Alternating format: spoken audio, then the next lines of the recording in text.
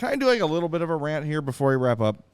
Please do. Here, I'll give you the signal. Here we go. This is the airing of grievances. It's rant o'clock. Here we go. I got in a Facebook spat with my. Well, there's your problem. Oh, no. It was with my good friend George Hoffman. Okay. George, I love George Hoffman. He's a great guy. George. He's a good friend.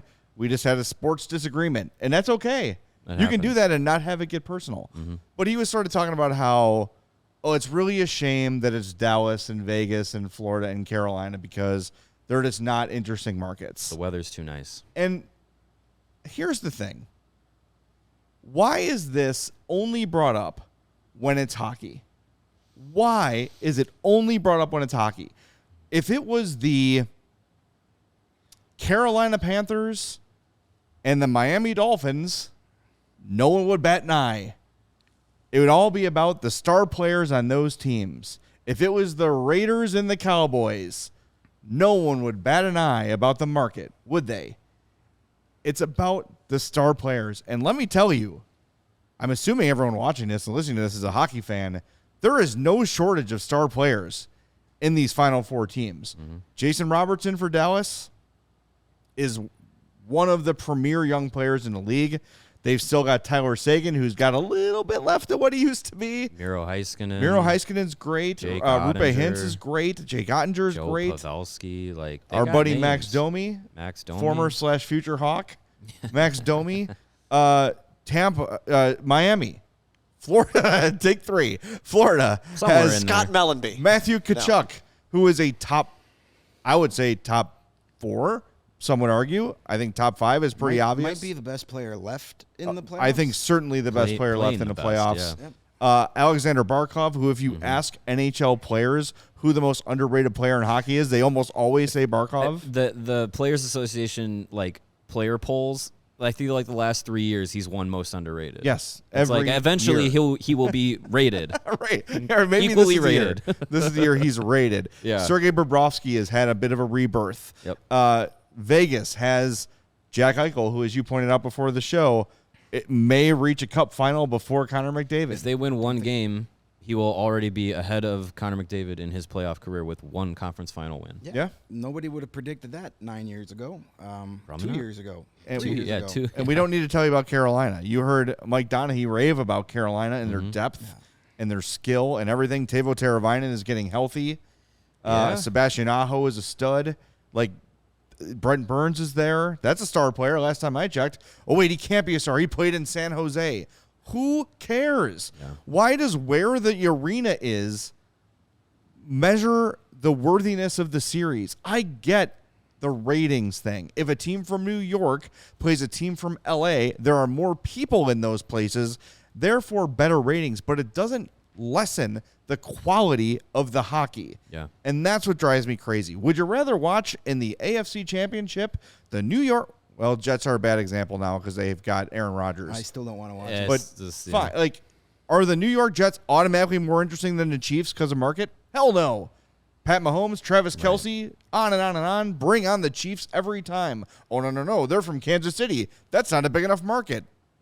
Who cares? Give me the best players. The funny thing is the people that bitch about small market, the ratings are going to be down. The ratings don't affect your job whatsoever. You're a fan. Right. You're going to watch it if you want to watch it or not. Just watch the game. What the NHL does on TNT for the Stanley Cup Final has no effect on your daily life. Right. Just enjoy good hockey. I think we've got 2 really good series coming.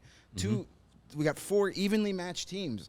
Good luck predicting this round. Right, yeah. Good luck predicting who's seriously. winning the Stanley Cup from here on out. Yeah. We got ourselves 2 evenly matched conference finals. That's going to give us a really competitive, really intriguing Stanley Cup final. I think it comes down to 2 things. One is marketing, and I feel like the NHL for a very, very, very long time has stuck to pushing the original 6 franchises, whether they've deserved it or not. And I think now, rather than maybe 10, 15, 20 years ago, the original 6 no longer means what it used to. And I think you need to really, the league needs to more embrace the players rather than the organizations. I think that one thing needs to change to help this notion of the market is the problem.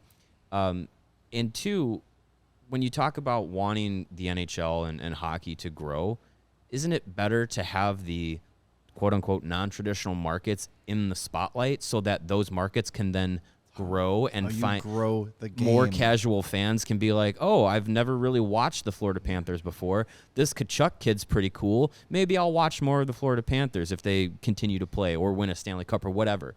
Like, that's part of growing the game. Isn't just saying we need more people playing in Chicago and in Boston and New York. No, you want more people across the country and across. Yeah. Well, you don't really need to worry about Canada, but more people across the United States paying attention to these teams that aren't necessarily just LA, New York, Chicago, whatever. Like, getting more eyes on as many teams as possible, as many players as possible, is better for the league across the whole. Like you want Austin Matthews and Connor McDavid to be household names, but you also need to know about, like you said, like Jason Robertson. Like, he's a guy on the rise, a young player on the rise that I think maybe half of sports fans in North America would know. They're about to find out. And for the Stars' sake, I hope so. Yeah, is Austin Matthews even a hockey player if the Coyotes don't exist in Arizona? That's a good point. Does he decide to play basketball instead? Yeah. Like, we don't know. No, that's like, a great point. You need these teams in other markets to succeed. And, I said it a million times. I love the sport. I hate the culture. Too many gatekeepers amongst hockey fans. A lot of them north of the border. Yeah. They're, they want to hold on to their game. Fine. But you know what?